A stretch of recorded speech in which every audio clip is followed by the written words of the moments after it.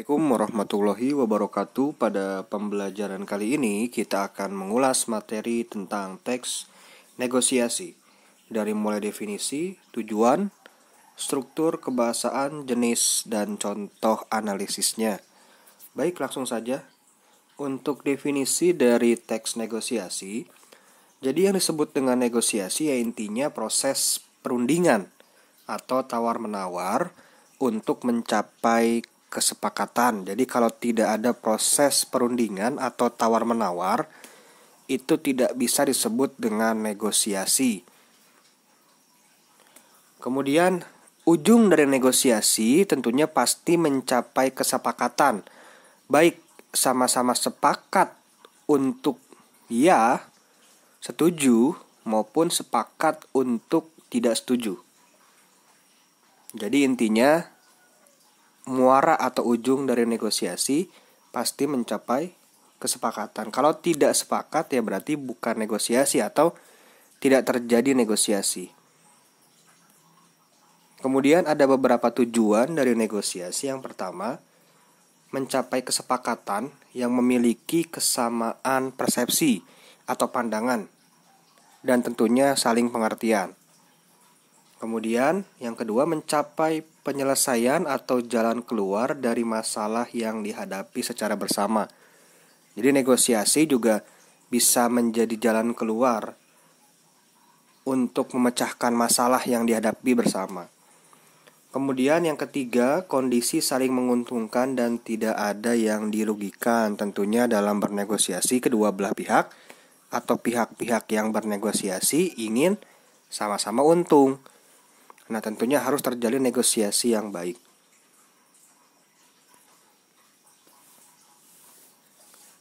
Kemudian struktur dari teks negosiasi ini secara lengkap, secara kompleks. Yang pertama ada bagian orientasi. Jadi pada bagian ini terdapat kalimat pembuka. Biasanya ucapan salam dan fungsinya untuk memulai negosiasi. Kemudian ada bagian permintaan. Pada bagian ini suatu hal berupa barang atau jasa yang ingin dibeli atau diminta oleh salah satu negosiator. Kemudian bagian pemenuhan. Pada bagian ini terdapat kesanggupan hal berupa barang atau jasa ya dari salah satu negosiator. Jadi terpenuhi tidak apa yang diminta. Nah, kemudian bagian penawaran. Ini bagian yang penting dalam negosiasi. Di bagian ini tuh puncaknya negosiasi terjadi. Jadi ada tawar-menawar antar kedua belah pihak atau negosiator. Kemudian di bagian akhir ada persetujuan yang berisi kesepakatan. Setelah melakukan tawar-menawar tentunya ada kesepakatan atau tidak antar kedua belah pihak. Dan bagian penutup biasanya berisi kalimat penutup, ucapan salam, terima kasih, dan sebagainya. Nah, ini contoh dari teks negosiasi beserta keterangan strukturnya, mana bagian orientasi, permintaan, pemenuhan, penawaran, persetujuan, hingga penutup.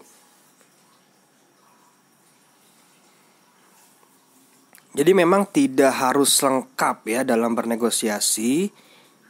Tidak jarang juga tidak menggunakan orientasi, jadi langsung permintaan ya tidak masalah. Silakan. Dalam berpraktik tidak harus lengkap, ada orientasi, ada penutup. Nah, tapi dalam pembelajaran memang diajarkan yang lebih kompleksnya sebagai tambahan pengetahuan. Kita lihat bagian orientasi atau bagian pembukanya. Ada permisi,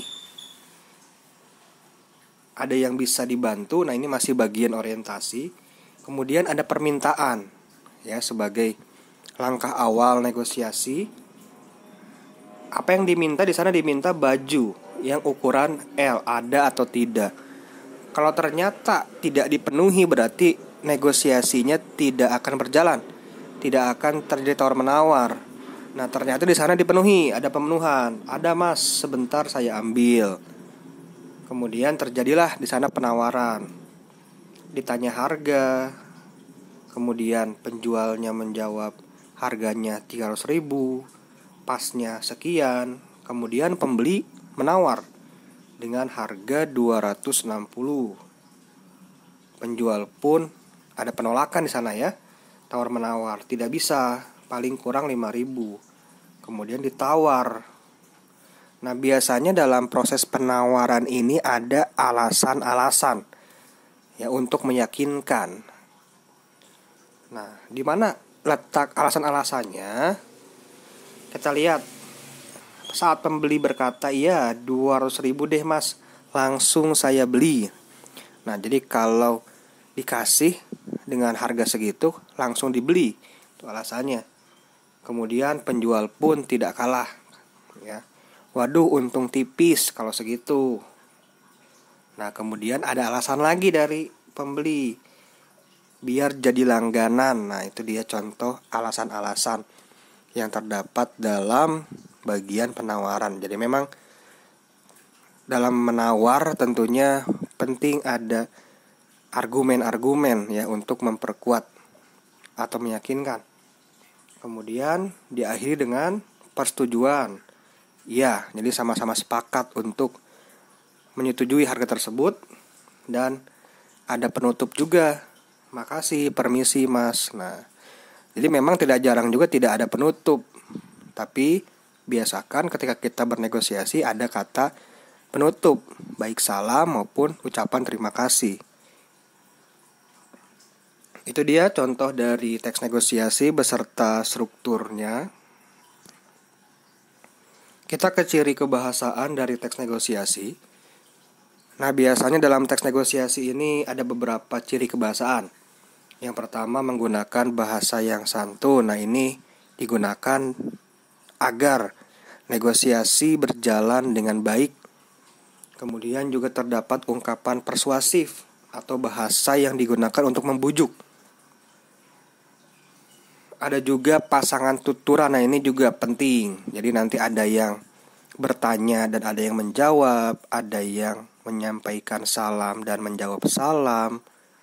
Itu contoh dari pasangan tuturan. Tadi contohnya ada penjual, ada pembeli, itu pasangan namanya.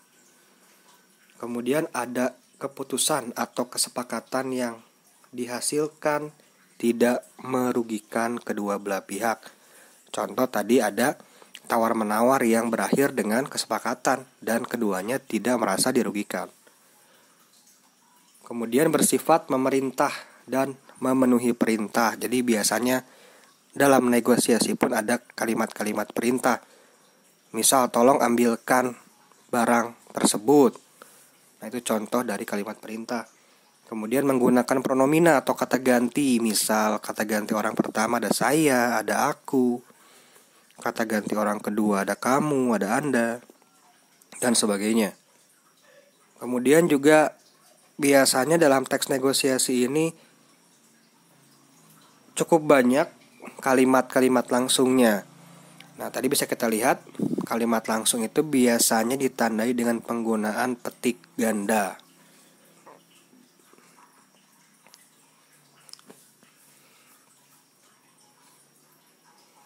Nah, ini contohnya ya. Contohnya di sini memang tidak menggunakan tanda petik ganda, tapi maksudnya itu memang kalimat langsung. Ya, "Selamat siang," itu kalimat langsung sebenarnya. Hanya tidak menggunakan petik ganda atau kurang tanda petik ganda. Nah, kita lihat ada tidak ciri kebahasaan yang tadi. Nah, pasangan tuturannya ada. Ya, ada yang mengucapkan salam, ada yang menjawab salam. Siapa? Penjual dan pembeli. Kemudian di sana ada bahasa persuasif yang warna coklat misal. "Cocok kalau dipakai oleh ibu mas." Nah, ini bahasa yang membujuk ya. Jadi merayu juga agar dibeli. Kemudian ada kalimat perintah, "Silakan mas dipilih." Ya, banyak pilihan. Ini memerintahkan secara halus. Kemudian juga Ada juga masih ada bahasa yang membujuk, itu bahannya bagus soalnya. Nah, ini kan juga membujuk secara halus ya, merayu dengan menjelaskan barangnya ternyata bagus. Ada juga pronomina di sana, kata ganti orang pertama menggunakan saya. Kemudian juga secara umum yang digunakan ini bahasanya santun ya.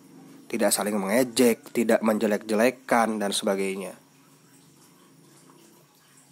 Nah, ini contoh dari analisis kebahasaan atau ciri kebahasaan dari teks negosiasi.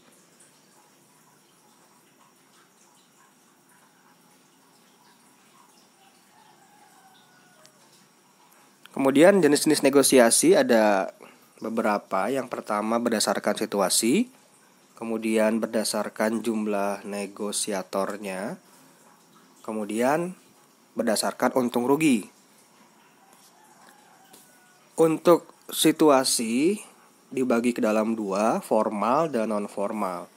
Untuk yang formal ini dapat terjadi dalam situasi formal, dan di dalam negosiasi ini terjadi perjanjian yang disahkan oleh hukum. Misal jual beli tanah ya, dibuat surat perjanjian yang disaksikan oleh notaris misal. Nah, itu juga bisa disebut dengan formal. Kemudian negosiasi non formal atau informal.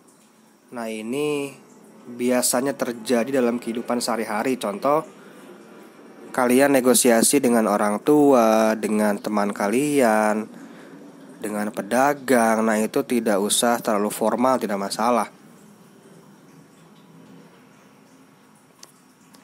Nah, berdasarkan jumlah negosiatornya terbagi ke dalam dua. Yang pertama negosiasi dengan pihak penengah.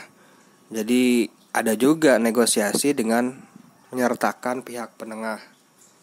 Jadi jenis negosiasi ini dilakukan oleh dua atau lebih negosiator dan pihak penengah, di mana pihak penengah memiliki tugas untuk memberikan keputusan akhir dalam proses negosiasi tersebut.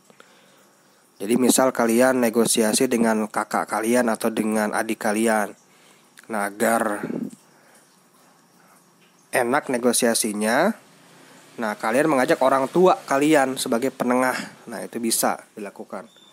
Kemudian juga negosiasi tanpa pihak penengah. Jadi negosiasi ini hanya dilakukan oleh pihak-pihak yang bernegosiasi tanpa adanya pihak penengah. Misal kalian ke pasar beli sesuatu. Nah, itu kan tidak usah juga pakai pihak penengah ya.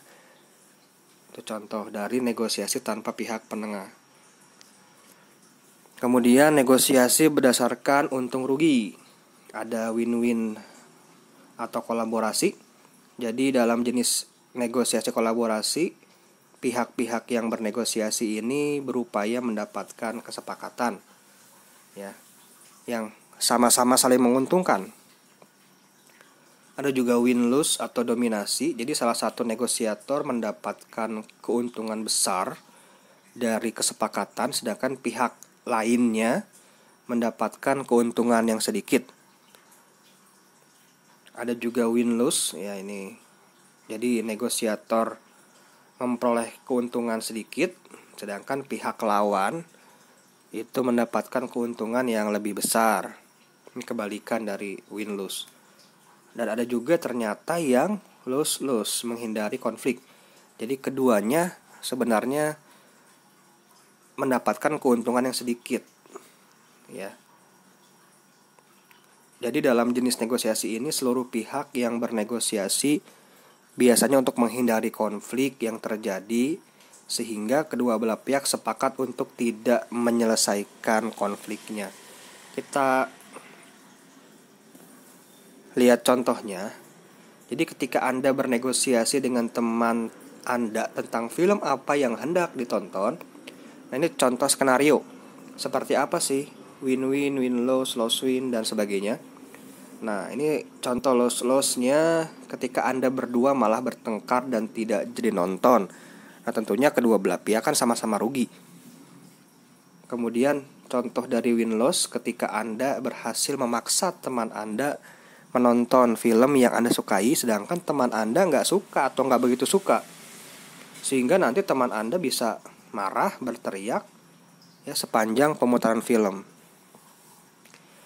Ada juga yang win-lose, jadi Anda mengalah untuk teman Anda. Ya, teman Anda suka nonton film Teenage Mutant Ninja Turtle, ya Anda ikut mengalah. Nah, itu Anda lose dan teman Anda win ya, mendapatkan keuntungan lebih besar dari negosiasinya.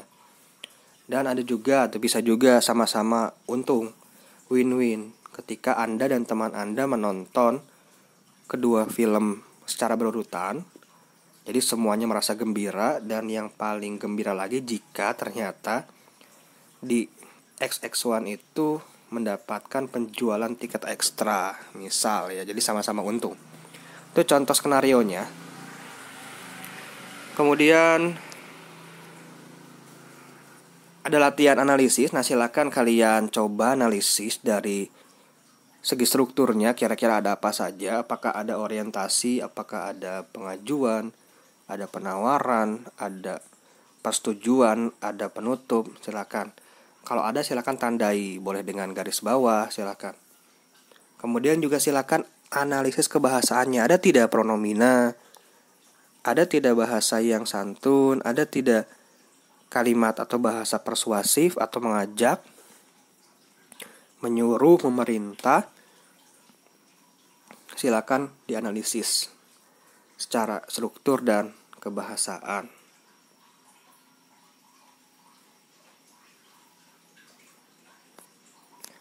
Itu dia materi tentang teks negosiasi. Semoga bermanfaat. Selamat berpraktik. Semoga negosiasi yang kalian lakukan berjalan dengan lancar.